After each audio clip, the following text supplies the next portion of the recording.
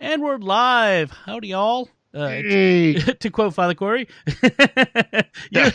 you're listening to Let's Talk. This is the SQPN Community Podcast. I'm Dom Bettinelli, and today I'm happy to be joined once again by Father Cory Sticha. Hi, Father Cory.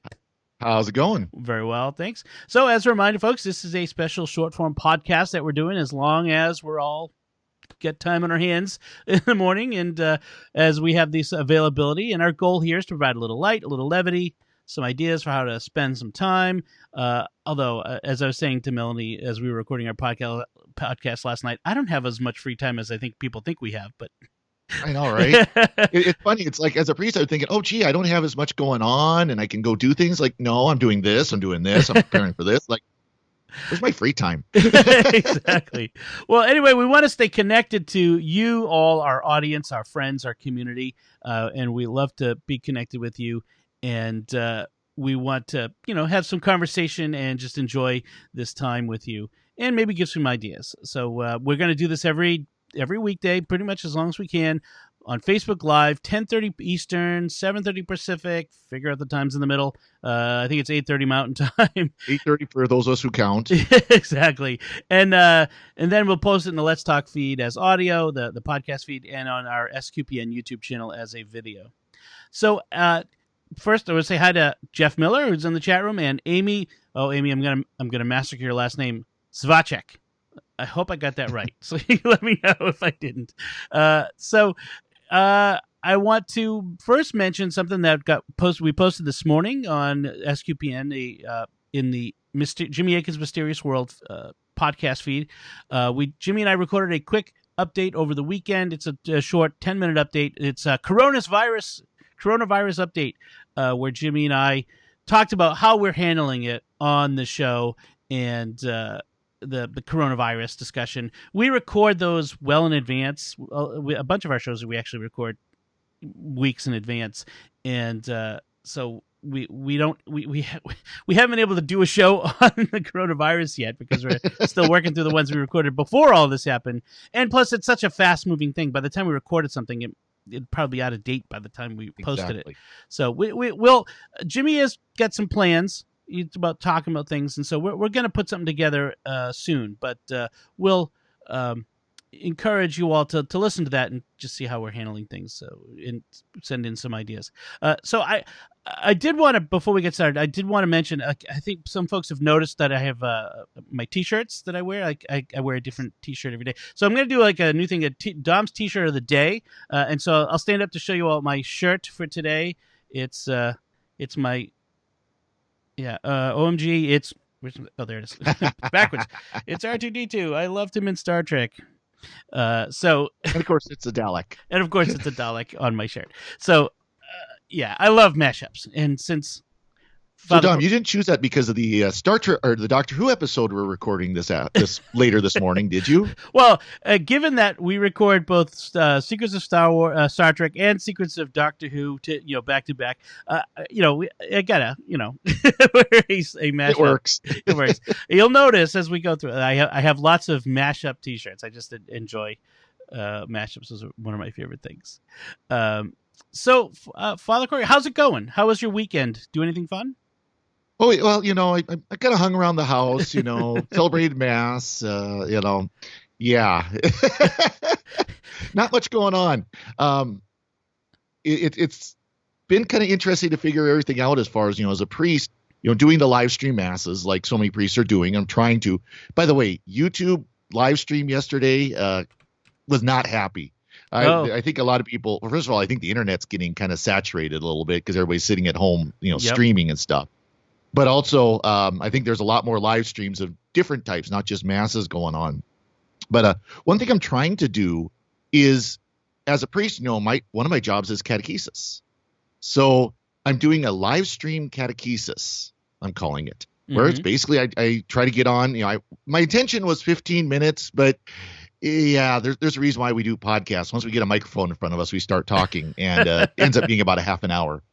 But I'm kind of working through the Liturgy of the Hours, how to pray the Liturgy of the Hours. What is the structure of the Liturgy of the Hours and how to pray it? Focusing on, what each part is and what you should do at those, at those different times, because it's a question you get a lot for for someone like me who went to seminary, we've prayed the liturgy hours in Commons for 4 to 8 years, kind of know what we're doing. But your average layperson, not so much. And there are tools out there that help. And sometimes that's as much as Promotium saying, if you want to, instead of picking up the big book, we all have these lovely books that, that you can buy, which, by the way, these are going out of date, hopefully in about 5 years or less. But you can use things like iBreviary on your phone, where it's all there. You just keep scrolling and follow the directions. You can use things like PrayStation Portable, produced by SQPN. Yep.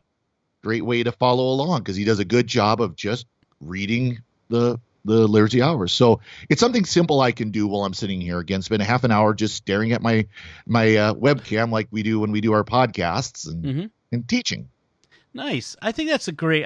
I just love the creative ways so many people, especially so many of our priests, are finding to connect with folks in different ways using the technology. I've been an advocate of the church using more technology for a long time now, and I don't like why we have to do this, but I like the fact that we are doing this, that we're finding these ways of connecting with folks. I was saying to Melanie, I bet priests have a lot fewer meetings than they did before. They have some. Yeah. We got a conference call this morning, so right. So they'll find ways to fill up your time. So that's awesome. I like that. I like that you're doing this catechesis of divine office, and that your ministry, as we know on the internet, it goes well beyond the borders of your parish and can reach lots of people, which is fantastic. So as we move along, do you have a recommendation of something entertaining folks can enjoy at this time? I do have a recommendation. It's another HBO show. Like last week I did one. So there is caveat of language and a brief scene of nudity, which is actually rather comical. It's actually a funny scene. I'm trying to remember. I've seen this one that you're going to mention. But so it's the movie or the show I'm talking about. It's a 6-part dramatization of Chernobyl. Right. So the name is Chernobyl. And for those who don't remember, in 1986, Dom and I were both of the age that we remember this happening. Yep. I was 10 at the time, or going to be 10 at the time. Dom was a little older, not by much. Not much. But on April 26, 1986, so the anniversary is only coming up a month from now, the Chernobyl nuclear power plant, one of its reactors blew up. I mean, just flat out blew up. Right. And started releasing massive quantities of radiation, both with the stuff, what was left of the plant that exploded, but also then exposing it up into the atmosphere. And this radiation went all around the world. There were places, it was first actually seen in Sweden. Right. At a nuclear plant in Sweden was the first to find it. And so this story talks about from the moment of the explosion to what was the response? Well, how did the party, the Soviet Union, the Communist Party handle it? Not well. What happened on site? How did they kind of change things and get the response, and the different things they had to deal with throughout? It was very well. It's a very well done series. Like I said, it's a 6-part series. The first episode is 1, 2, 3, 4, 5, 1 a.m., 1:23 in the morning, 45 seconds. Oh, interesting. And because that was the exact moment of the explosion. Was wow. 1, 2, 3, 4, 5. 0, 1, 2, 3, 4, 5. I didn't know that. Yeah, interesting. Yeah, it's so the way they, if you look at Wikipedia, it says 1:23:40 is when it happened, and as if I recall from the movie, that is when they started the test that 5 seconds later caused boom. Right. So one of the things I found out, because I heard from people involved in nuclear science, some of the science is a bit off. It's they've modified it for dramatization purposes. Right. Like if you fly a helicopter overhead, it's not going to melt. That doesn't happen. Well, I think that the issue with the helicopter wasn't that the helicopter was going to melt; it's that the people in the helicopter were going to get such an insane amount of radiation that they were basically dead. They were walking dead at that point. That's what they were. They were dramatizing that so that you could see on screen the immediate result. But the eventual result was that these people were going to die, and so many people just threw themselves in, knowing they were going to die. It was bad. I mean, really, actually, the heroics was the and that's the biggest thing they show. Like there's one scene where they're clearing off one of the building's roofs from radioactive material, like the actual material that that got expelled from the reactor, like the carbon lining that got expelled from the reactor. And they literally had like 30 seconds. No, it was like 90 seconds. They could be out there. Right. And then they had to come back. Slams, rings like a gong of piece of metal, and they had to run out there with shovels, shovel a bunch of crap back down into the reactor and get off in like 90 seconds. Yeah. Just it was just crazy to watch. And it's such good acting. I forget the name of the actor who played the lead role of the lead scientist. I'm not even going to try to remember any of the names. Yeah. I've seen him in a couple different things. He's a British actor, and he's British or Irish? Harris, I think his last name's Harris. Anyway, so good. Yeah. And as Barb in the chat room says, it was a great series. A few scenes are scary, like few, of intense. Some very intense scenes. Some very, very intense scenes, especially like when they're having to go into the reactor room or down underneath the reactor at one point to drain water out. Stuff like that. Yeah. Just kind of mention that it is a dramatization. So, for example, they explain this at the end that one of the scientists, a female scientist, was actually a conglomeration of a bunch of scientists who worked on the project. So it wasn't like two scientists, but there was actually a team of them, and they just combined that whole team into this one scientist. Fair enough. I mean, that makes it easier for on screen. And then the nudity scene I talk about was a bunch of miners who had to dig underneath the reactor. Right. Because they were going to, the glob of radioactive sludge was going to basically work its way down. It was a legitimate concern.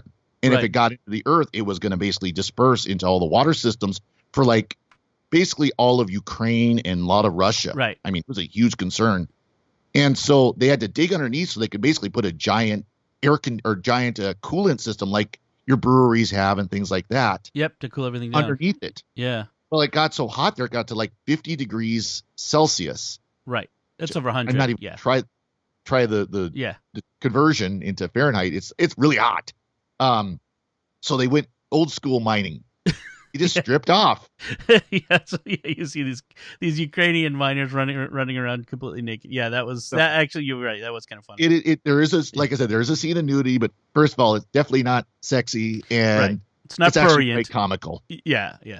I would also recommend that go to YouTube and look for the I think it's the PBS Nova special talking about how they're building a new cap for Chernobyl. This it's one of the largest construction projects ever, the largest mobile building ever. It's this cap that they're going to roll over it. That's funny. In the chat room, Jeff adds he goes, it's strip mining. Yeah, exactly. Yeah, that's the old school strip mining. That's one thing is I don't know how many people realize this, but they did put a cap over the reactor eventually. They don't talk about that in this series, but it was meant to be temporary. Yeah, it was quick. And it's decaying. It was thrown up there. Yeah. They just get it done, get the heck out of there. Right. It's decaying. It's not going to last. And if it collapses, if the building itself collapses now, it's going to send up another giant cloud of radioactive dust. We don't have enough to worry about these days. Let's worry about another thing. Let's have Chernobyl react. And the scary part is I didn't realize this until I was watching the show and kind of doing a little reading. They used the other reactors for another 15 years or something like that as power plants. Gosh. That's scary. Well, that's a great recommendation. Take your mind off of the current situation and probably think about a worse disaster. Think about something that was worse, right? Well, I have a fun recommendation I want to recommend. I've been watching a lot of YouTube lately, and so one of my favorite YouTube channels is called the Slingshot Channel by this German gentleman named Jörg Sprav, and he's like a German mad scientist of hand-powered projectile weapons. Nice. So what he does is he comes up with these great ideas for how to improve on, say, a bow, like a regular bow and arrow, and he builds this contraption that it instant reloads. So it basically puts a magazine onto a bow, and he calls it the instant Legolas. And There you go. I mean, it's so accurate. It's so much fun to watch, and he has so much fun doing it. And like his trademark is, he says, he introduces the object, and goes, "Let me show you its features." He's got this great German voice, and then Nice. he always laughs. He says so much fun. Ah ha ha ha ha. He's got this laughs in German is how I say it. It's such a great channel. I'll put the link in the show notes. It's so much fun to watch him. And he's so inventive and so clever. So yeah, he's got this great engineering mind. So that's Jörg Sprav. So I think that should do it for today. I do want to take a moment to thank our patrons who make it possible for us to create Let's Talk, and their generous donations at sqpn.com/give make it possible for us to continue Let's Talk and all the shows at StarQuest. And you can join them by visiting sqpn.com/give. We'd love to hear from you. Like I said, we're doing this every weekday, and you're welcome to join us in the chat room. But you can also send us comments by going to sqpn.com. On the SQPN Facebook page, it's facebook.com/StarQuestMedia, or send an email to letstalk@sqpn.com, and I'll put the links to the things we talked about on our website at sqpn.com/letstalk. Until next time, Father Cory Sticha, thank you for joining me on Let's Talk. And once again, I'm Dom Bettinelli. Thank you for listening to Let's Talk on StarQuest.